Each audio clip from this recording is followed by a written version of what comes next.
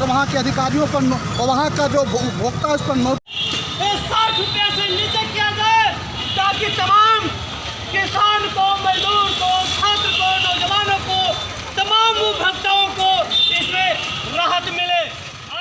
खबर बिहार के नालंदा जिले की है। हिलसा में भाकपा माले ने पेट्रोल और डीजल के दाम में वृद्धि दर को लेकर दिया धरना प्रदर्शन। इस आंदोलन को संबोधन करते हुए रामदास अकेला ने बताया कि केंद्र सरकार और भारत सरकार में पूंजीपति वर्गों को अमीर कह रहे हैं और किसान मजदूरों को गरीब बना रहे हैं। पेट्रोल और डीजल के दाम में वृद्धि कर लोगों को वैक्सीन लगाए जा रहे हैं। बड़े बड़े ट्रेन, पटरियां और पूंजीपतियों के हाथ सौंप दिए गए हैं। बड़े बड़े पैच भाकपा माले मौक करती है। 1970 के दशक में जो पेट्रोल और डीजल का दाम था उसे फिर से वापस लाया जाए। स्कूल एवं कॉलेजों में शिक्षा सुधार किए जाएं। लोकाइन नदी के बाढ़ से प्रभावित क्षेत्र को बाढ़ ग्रसित क्षेत्र घोषित किया जाए एवं प्रति एकड़ 25,000 रुपयों का मुआवजा दिया जाए। दिनेश कुमार ने प्रखंड पदाधिकारियों एवं स्थानीय प्रशासन को शिकायत करते हुए बोला कि बाढ़ ग्रसित क्षेत्रों में नहीं कोई प्रखंड पदाधिकारियों का ध्यान है और नहीं कोई प्रशासन को, और बताएं कि सरकार के लापरवाही से फल्गु नदी के चपेट में सारा क्षेत्र बाढ़ से प्रभावित हो गया है, जिसे लोगों को घर एवं खाने रहने की व्यवस्थाएं भी नहीं मिल रही है। फिर भी सरकार के तरफ से कोई ध्यान नहीं दिया जा रहा है। BNP न्यूज के लिए नालंदा से ब्रजेश कुमार की रिपोर्ट। अमित शाह पकड़ाए हैं और हम लोग मांग करते हैं कि अमित शाह जो गृह मंत्री है, जो देश के वो इस्तीफा दें कि देश में जो जासूसी मामला में पकड़ाए हैं। इसलिए जो आज देश की हालत है और बच्चों से बदतर हो रहा है और महंगाई बड़े पैमाने पर जा रहा है। आपका नाम क्या हुआ सर? रामदास अकेला। रामदास अकेला किस स्तर पर कार्य करते हैं भाकपा माले में? इनकलाबी नौजवान सभा का राज काज करने का मेंबर है।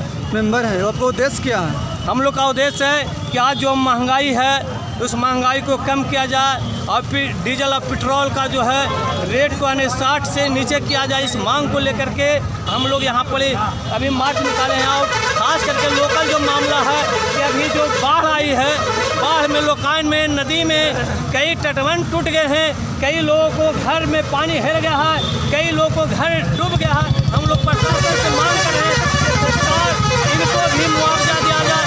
1 क्विंटल अनाज और जो है 5,000 रुपया और किसानों के के लिए 1 एकड़ में 25,000 रुपया दिया जाए। इस मांग को लेकर के अभी हम लोग यहाँ पर मार्च निकाले हुए हैं। Hello sir. हेलो, आपका नाम क्या है सर? हमारा नाम हुआ डॉक्टर शैलेश कुमार।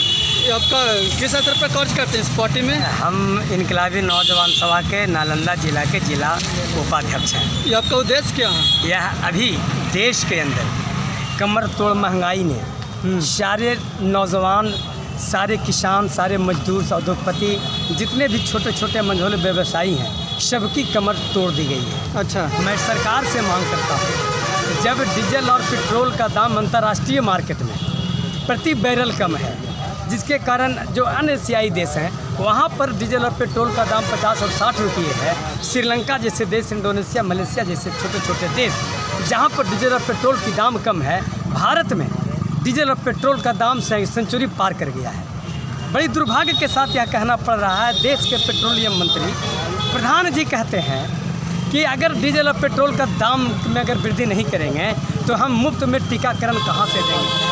आप जनता से पैसा ले रहे हैं, आप जनता से टैक्स वसूल रहे हैं और उल्टे झूठ बोल रहे हैं कि जनता को हम मुफ्त वैक्सीनेशन दे रहे हैं। मैं इसका विरोध करता हूँ पूरे देश विश्व के अंदर। ये आप कितना डीजल पेट्रोल का दाम चाहते हैं सर? यह डीजल पेट्रोल का दाम जो 60, 70, 80 के दशक में जो था, अच्छा, 60 रुपये और 65 रुपये, अच्छा, वह 60 रुपये पेट्रोल का दाम होना चाहिए और 50 रुपये डीजल का दाम होना चाहिए, जो इंटरनेशनल मार्केट में जो डीजल का दाम अभी है उसके अनुसार। जब 60-65 जब खोज रहे हैं तो यहाँ जो 100 जो बोल रहे हैं, ये कौन से बढ़ाया, ये किनको से 200? यह बीजेपी की सरकार, मुकेश अंबानी रंडानी की सरकार है।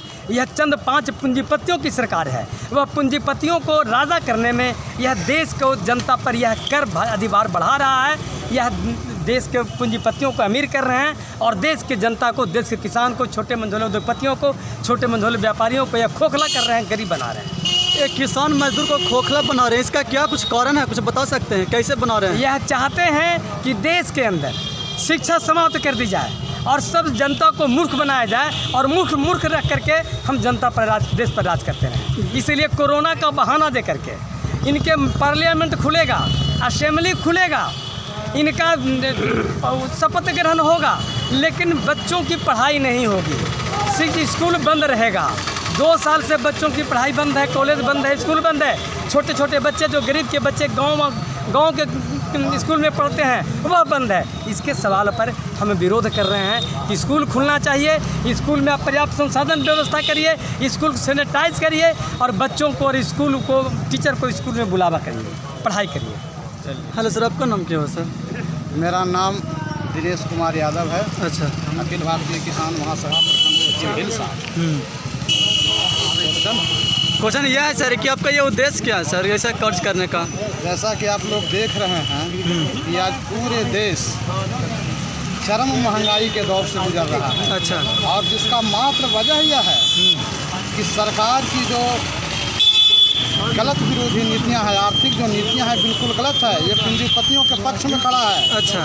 आप प्राकृतिक संपदा से लेकर के खनिज संपदा से लेकर के जितने भी संसाधन हैं ये सारे के सारे इन्होंने कारपोरेट घरानों के हाथे हस्तगत कर दिया है। अच्छा। और वो मनमानी टैक्स लगा करके और देश पर महंगाई थोप रही है। अच्छा, ऐसा कौन सा संसाधन है जो पूंजीपतियों के हाथ में दे दिया गया है सर? पूरा जैसे देखिए रेलवे का सेक्टर है। अच्छा। बिजली का सेक्टर है, पेट्रोलियम पदार्थ है, सारे के सारे सेक्टर ये पूंजीपतियों के हाथ इन्होंने बेच दिया है। अच्छा। और इसी का कारण है कि आज देश महंगाई के दौर से गुजर रहा है। आज हम लोग यहाँ पर सड़कों पर प्रदर्शन कर रहे हैं। प्रदर्शन करने का मात्र यही वजह है कि जल्द से जल्द आप नीति में बदलाव कर करके और जो ये कारपोरेट के हवाले किए हैं इनको जन कल्याणकारी मतलब जनता के हित में इसको आपके हाथों में लेना होगा और सब्सिडी को देना होगा। आप लोग जानते हैं, आप लोग पढ़े लिखे आदमी हैं। जिस समय 1980 का दशक था उससे भी नीचे कच्चे पेट्रोलियम पदार्थों का कीमत चला गया है। लेकिन सरकार का टैक्स, बिहार सरकार का टैक्स और केंद्र सरकार का मनमानी टैक्स के वजह से आज ये पेट्रोलियम पदार्थों की दुर्दशा है। दूसरी तरफ आप देख रहे हैं कि हम लोग यहाँ पर अखिल भारतीय किसान महासभा के बैनर तले हम लोग यहाँ खड़ा हैं।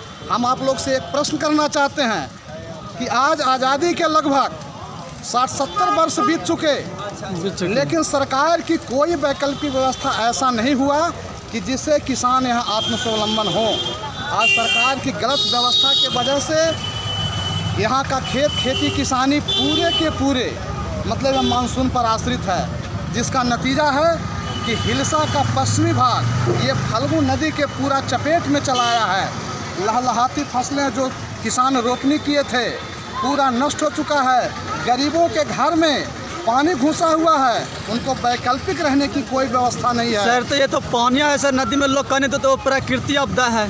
प्राकृतिक आपदा है, लेकिन प्राकृतिक आपदा को दूर करने का, समाधान करने का इसका मतलब एक मात्र तरीका है सरकार इसके प्रति कार्य करें। इनके बहुत सारे अधिकारी पदाधिकारी हैं, निश्चित समय पर इसका चयन नहीं करते हैं कि कहाँ पर मिट्टी पड़ेगा, कहाँ पर पक्का तटबंध मेरा खिसका हुआ है, कहाँ पर क्या है। ये सरकार की लापरवाही है।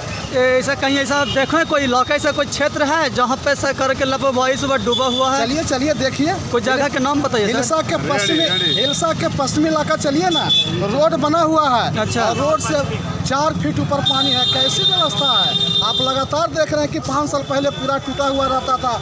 हम लोग ने मीटिंग में मांग किया था कि यहाँ का रोड कम से कम और 5 फीट ऊंचा होना चाहिए, लेकिन उन्होंने ऊंचा नहीं किया। और हम लोग किसानों के लिए यह मांग कर रहे हैं कि प्रत्येक किसानों को जो ये फसल नष्ट हुआ है 25,000 रुपये प्रति एकड़ मुआवजा दे। और उसके बाद देश के जो हमारे आम नागरिक हैं जो ये दहाड़ के चपेट में गए हैं उनको 1 क्विंटल अनाज और 5-5 हज़ार रुपया तत्काल ये सरकार राहत। वैसे तो सर सरकार तो सर महीने में कुछ ना कुछ तो राशन दे दिया करते हैं। महीने में राशन जो खाद्य सुरक्षा अधिनियम है। अच्छा। उसके अंतर्गत गरीबों को, बीपीएल परिवार के नीचे वाले लोगों को इन्होंने राशन का प्रबंध किया है। अच्छा। लेकिन आपदा का समय है। अच्छा। आपदा के समय में सारी सीमाएं पार करके। अच्छा। आज तो गरीब के घर में जो 5-10 किलो अनाज था वो ये पानी घुसने की वजह से सड़ चुका है। मवेशी भूखे रह रहे हैं। मवेशियों के लिए सूखा चारा की व्यवस्था किया जाए। प्रत्येक आदमियों के लिए जिनका मकान ये मतलब ये आपदा से ढह गया है, उनको सरकार के द्वारा पक्का मकान की व्यवस्था किया जाए। आखिर गरीब लोग ये बरसात के बाद कहाँ रहेंगे? कोई ऐसा आपके कुछ नज़र में कोई ऐसा है जिनको वृद्धा थी कॉलोनी वाला पैसा नहीं मिला है? कॉलोनी वाला? हाँ। अब ये तो हम लोग सर्वे किए हैं, सर्वे में हम लोगों ने बहुत पाया। अच्छा। कि यहाँ की जितनी भी प्रशासनिक पदाधिकारी हैं, अधिकारी हैं, अच्छा, मतलब 25% रुपया वो ले लेते हैं रिश्वत में, और उनका मकान अधूरा का अधूरा रह जाता है, और वहाँ के अधिकारियों पर वहाँ का जो उपभोक्ता है उस पर नोटिस दिया जाता है। अच्छा। कि तुम पर कार्रवाई होगी। कार्रवाई यहाँ के पदाधिकारियों पर होनी चाहिए जो मोटी रिश्वत ले करके और ये गलत काम करते हैं। गलत काम करते हैं। हाँ, ठीक है सर, ओके सर।